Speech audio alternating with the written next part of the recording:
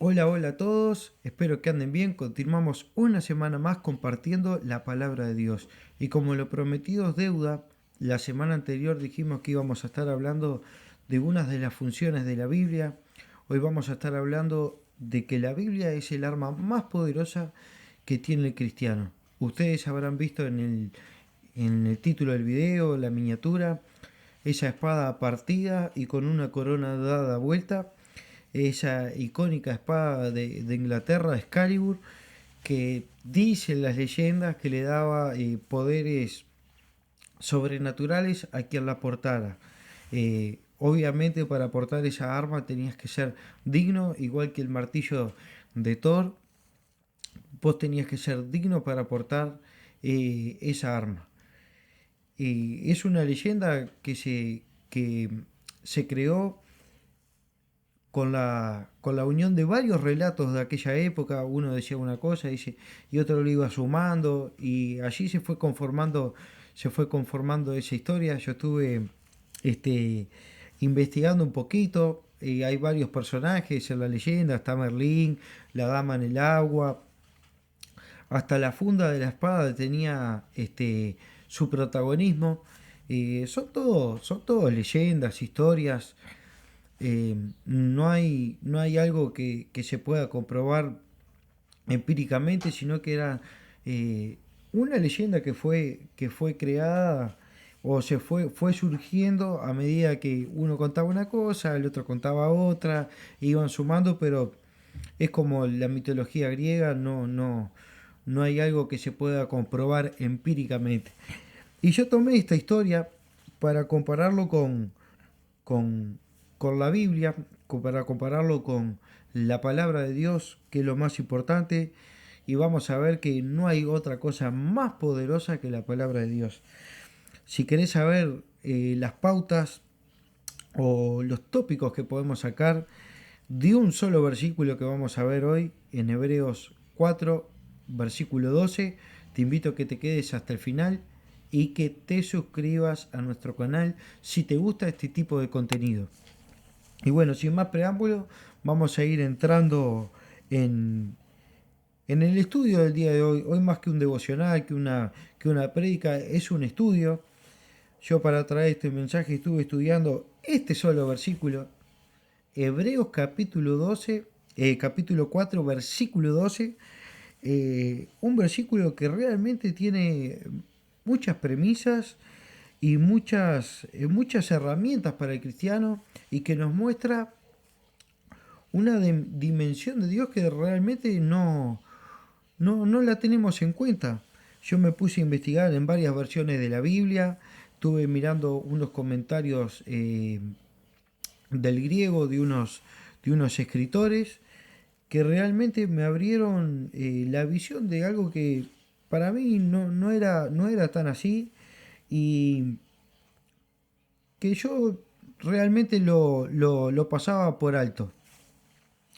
Y uno estudiando, entrando en la palabra de Dios, se da cuenta de que hay cosas maravillosas que uno, por leer rápido, se lo pierde, o por no investigar lo suficiente, se lo pierde.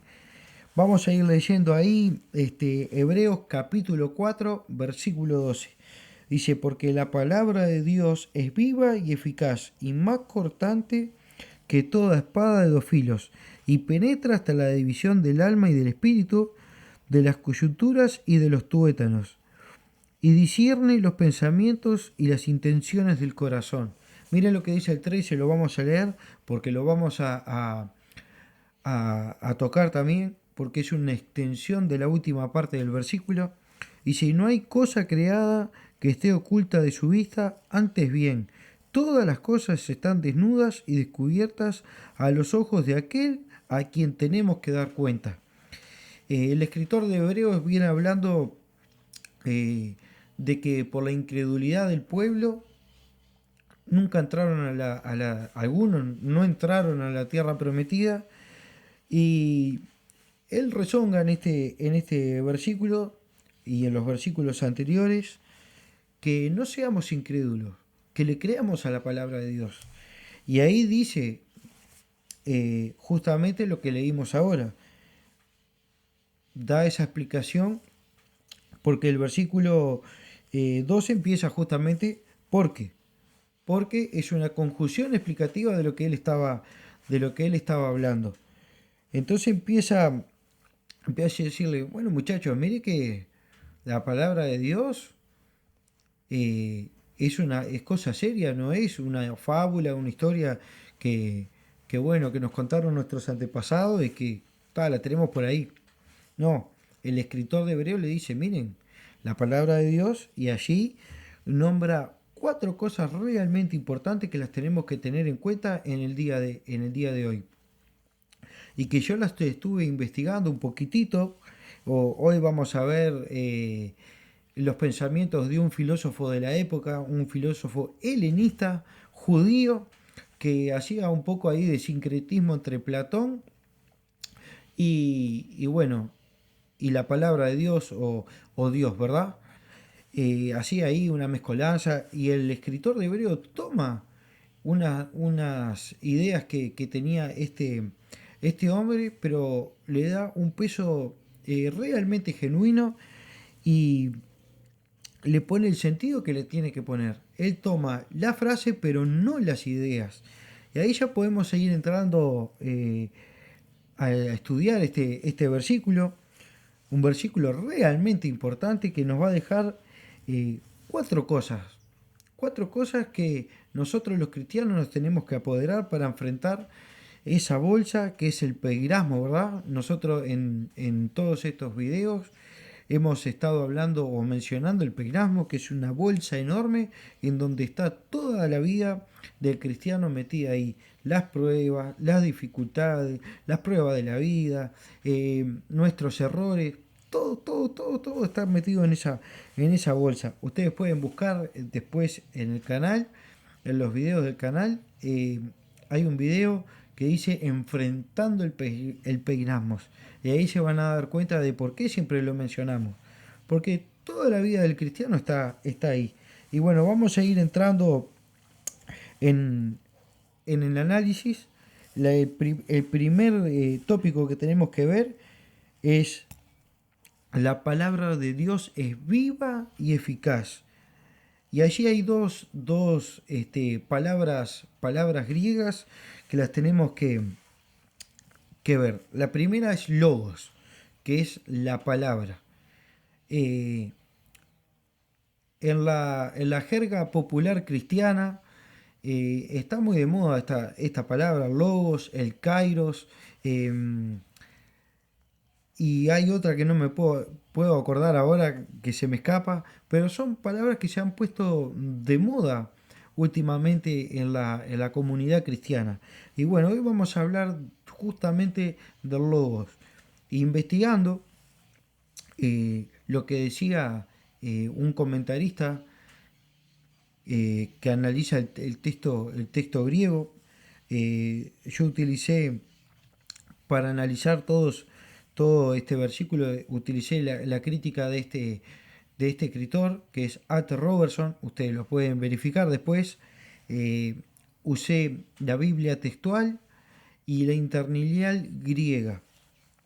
Y para desmembrar este versículo, que nos da unas pautas realmente enriquecedoras. La primera es logos. Y allí, investigando el apóstol Juan, en el principio del libro, cuando él escribe Juan, dice que dice así, en el principio era el verbo y el verbo era con Dios y el verbo era Dios. Y esta palabra es logos. Dios mismo es la palabra.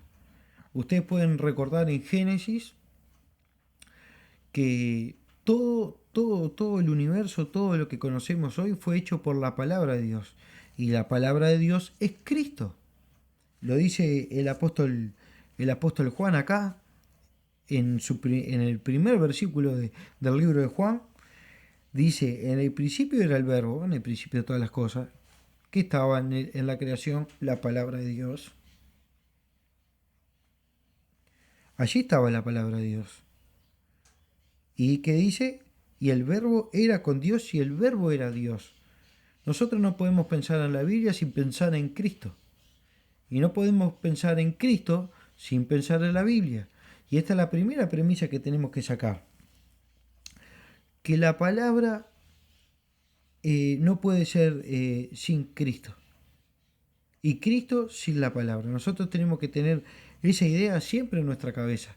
Nosotros no podemos decir yo creo en Cristo sin hacer lo que dice Cristo. O yo creo en la Biblia y no hacer lo que dijo Cristo y se plasmó en la Biblia. Lo dijo el apóstol Juan, ¿verdad? Dice, el verbo era con Dios y el verbo era Dios. Y mire lo que dice Juan 1.14, unos versículos más adelante. Y aquel verbo fue hecho carne y habitó entre nosotros, y vimos su gloria, gloria como del unigénito del Padre, lleno de gracia y de verdad. Acá podemos ver más énfasis todavía de que la palabra proviene de Dios. ¿Y por qué digo esto? Porque dice que es viva, es la palabra son, que es viva y eficaz. Y esa palabra eficaz es la palabra energés, que no es solamente como en el español eficaz de eficacia, de que algo realmente cumple la función que tiene que cumplir, sino que esa palabra energés da una idea de que es energía pura. Y lo podemos ver en Filipenses 3, 22 o 21, que dice que es esa energía, esa fuerza, va a ser la que va a cambiar nuestro cuerpo corruptible, o sea, nuestros cuerpos mortales de carne, en cuerpos incorruptibles como el de Cristo resucitado. Y es la palabra, esa palabra, la energía, esa eficacia, que es la que va a hacer que nuestros cuerpos cambien de lo corruptible a lo incorruptible. Nosotros ya acá podemos sacar la primera premisa, que la palabra ser viva, ese logos son, es Cristo, es esa palabra. Y Él está vivo. Y nosotros tenemos que aferrarnos a lo que dice el versículo. Bueno, tengo a Cristo vivo en mi corazón. Y con el poder que esa palabra conlleva. O sea, tengo a Cristo y el poder de Cristo en nuestros corazones. Que Él nos va a sacar de cualquier dificultad que tengamos que transcurrir o pasar a la vida. El segundo término que tenemos que ver, que dice que es más cortante que toda espada de dos filos. Y aquí aparece el término más cortante, que es tomóteros, que aparece solamente aquí en el Nuevo Testamento. Esta palabra más cortante le da un sentido de que no es una espada solamente filosa, sino que tiene un filo extremo como un bisturí. Y lo vamos a ver más adelante en la parte que dice y penetra hasta la división del alma y del espíritu. Ustedes tienen que ir captando la idea de que esta espada es filosa como un bisturí, porque ahora en el punto siguiente vamos a ver que entra de una manera muy especial en nuestras vidas. Y nosotros eso lo tenemos que ir grabando en nuestra mente, porque no es un filo cualquiera.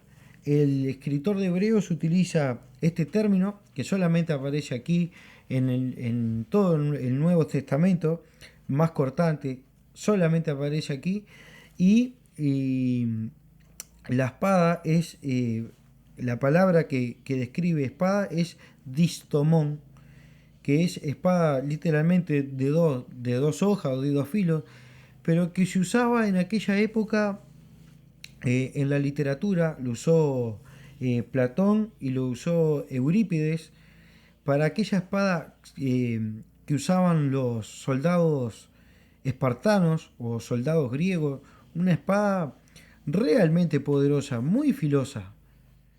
Y el escritor de Hebreos utiliza eh, esa palabra que se usaba en la época de las obras literarias de aquella época para realmente darle un énfasis que la palabra de Dios era más filosa que la espada de aquella época, o de las grandes obras literarias como la de Platón y de Eurípides. El escritor de Hebreos utiliza muy pero muy bien todos estos términos porque eran términos conocidos para aquellos judíos.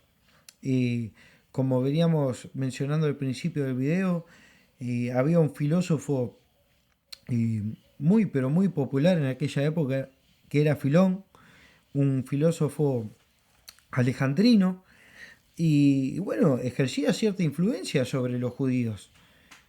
Y él decía que el logos era el intermediario entre Dios y el hombre. Esa palabra era el intermediario entre Dios y el hombre. Y el escritor de Hebreo dice, no, muchachos, no es el intermediario, sino que esa palabra es el mismo Dios. Esa palabra es Jesucristo, como leímos en Juan 1.1 y 1.14.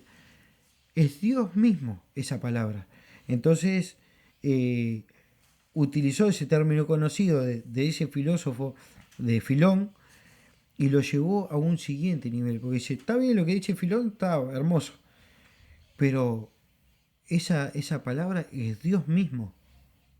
No es solamente un intermediario de que, bueno, está bien, la palabra de Dios ahí está intermediando entre nosotros y Dios, sino que esa palabra está viva y qué mejor intermediario que Cristo. Esa es la intención del escritor de Hebreos cuando dijo eso.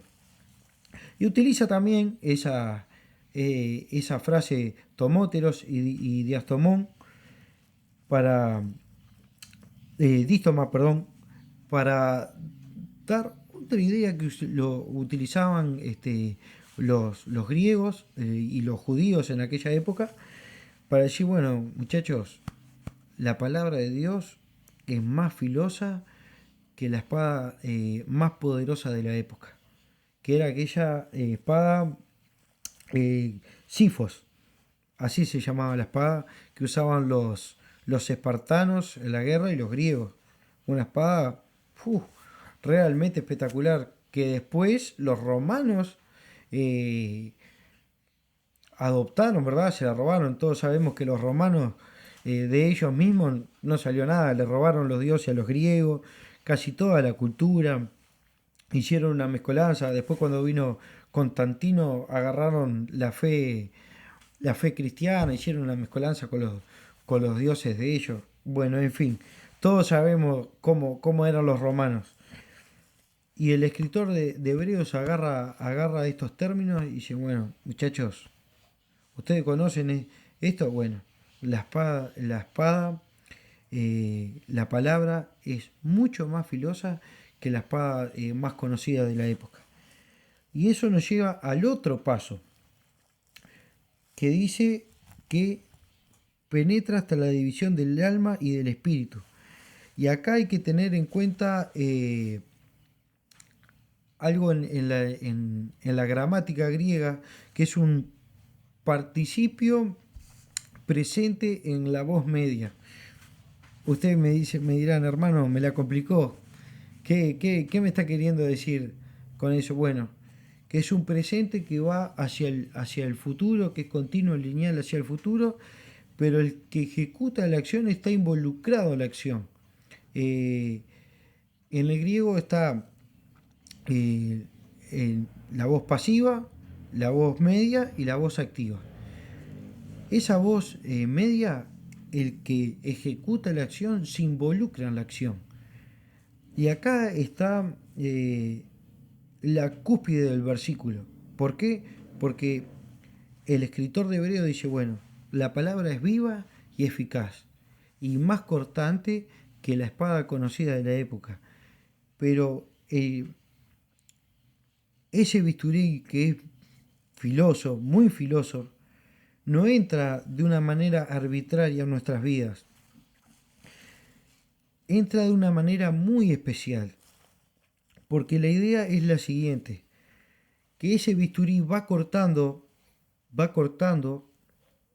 hasta llegar al punto donde realmente tiene que entrar. Y no es que va cortando como corta el médico. La idea es que ese bisturí va separando los tejidos, no cortándolos, los va separando y busca la raíz del problema, que eso es eh, el último tópico del versículo, que es discierne, va entrando de una manera muy especial en nuestras vidas. No entra de una manera arbitraria y decir, bueno, yo tengo que cortar acá, corto acá y ta. No. Lo que está diciendo es que la mano de Dios se funde con ese bisturí y van directamente al punto donde tienen que ir. Eh, Todos conocemos que hoy en día el cáncer es una de las enfermedades más crudas que atraviesa la humanidad. Y se ha buscado muchas maneras de combatir esa enfermedad. Y yo quiero utilizar eso para mostrarles a ustedes que Dios va entrando, separando los tejidos, separando y localiza esa célula que empieza la metástasis y propaga el cáncer. Y la separa, que eso es lo que vamos a ver en el siguiente punto. Pero yo quiero que ustedes se graben eso en sus mentes, que Dios no entra de una manera arbitraria a nuestras vidas a separar algo, sino que Él se involucra en entrar con la palabra a nuestras vidas para separar lo que está mal, que ese es el siguiente punto. Dice, eh, y se penetra hasta la división del alma y del espíritu, de las coyunturas y de los tuétanos, y discierne los pensamientos y las intenciones del corazón. Eh, Esa palabra discierne es criticos, que es juzgar, y Dios no juzga de una manera arbitraria. Dios no dice, no, me parece que es esto, me parece que lo otro. Dios juzga de una manera precisa.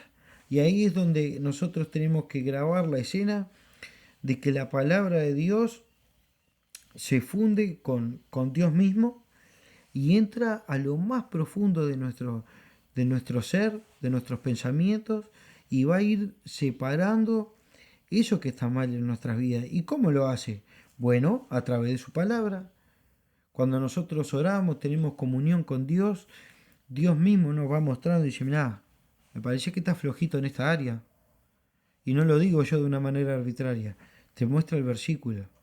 Te, te, Te va mostrando a través de la Biblia que vos estás equivocado. Y eh, yo busqué dos versículos que los voy a compartir con ustedes, que nos va a reforzar lo que dice, lo que dice Dios acá en este versículo. Hermano, yo analizando este versículo me di cuenta de, de cómo está conectada la Biblia versículo con versículo. Nosotros vimos Juan 1.1, vimos Juan 1.14, ustedes pueden buscar después Filipenses 3.22 o 21, no me acuerdo bien, pero si no es uno, es el otro. Ustedes lo pueden buscar y ver cómo está todo conectado. Cuando eh,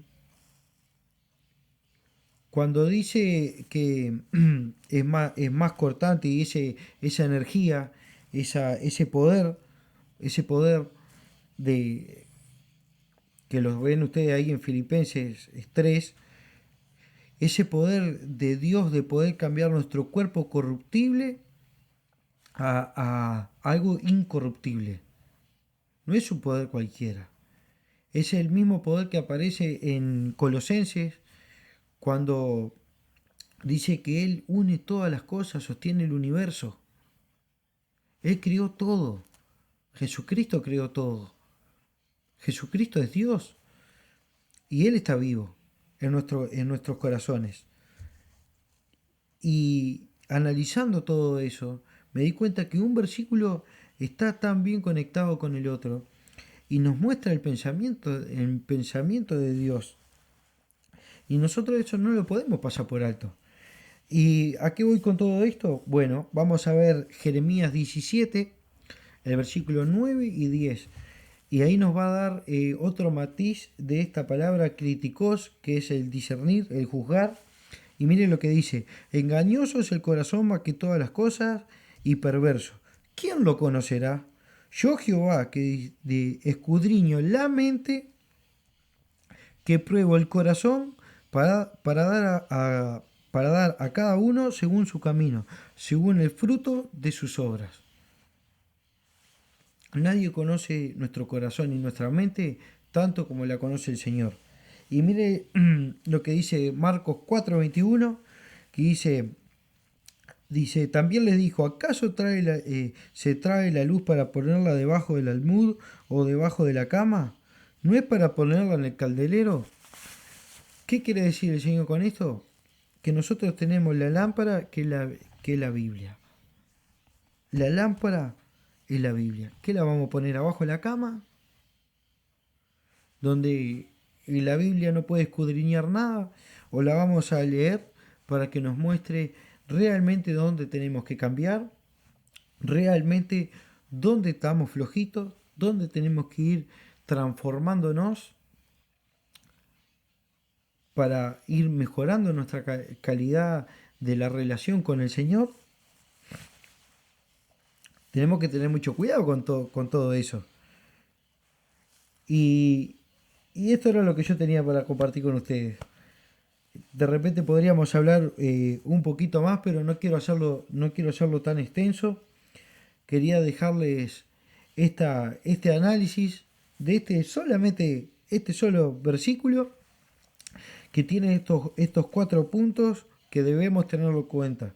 Es viva y eficaz, más cortante que cualquier espada, entra en nuestra vida de una manera muy, pero muy particular y discierne todo lo que hay dentro de nuestro ser que nosotros de repente no tenemos ni idea.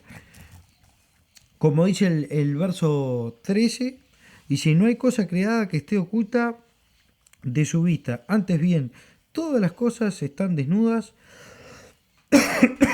y descubiertas a los ojos de aquel quien tenemos que dar cuenta. Nosotros tenemos que darle cuenta al Señor, decirle: Señor, metí la pata en esto, lo otro, te pido que me ayudes a solucionar o a reforzar esta área de mi vida. Y tenemos la palabra que lo dice este versículo, ¿verdad? De Hebreos 4:12, que es viva, que es eficaz, que entra hasta lo más profundo de nuestro ser, que nos muestra las miserias que tenemos dentro del corazón. Tenemos el arma más poderosa que puede tener un cristiano y no la estamos aprovechando.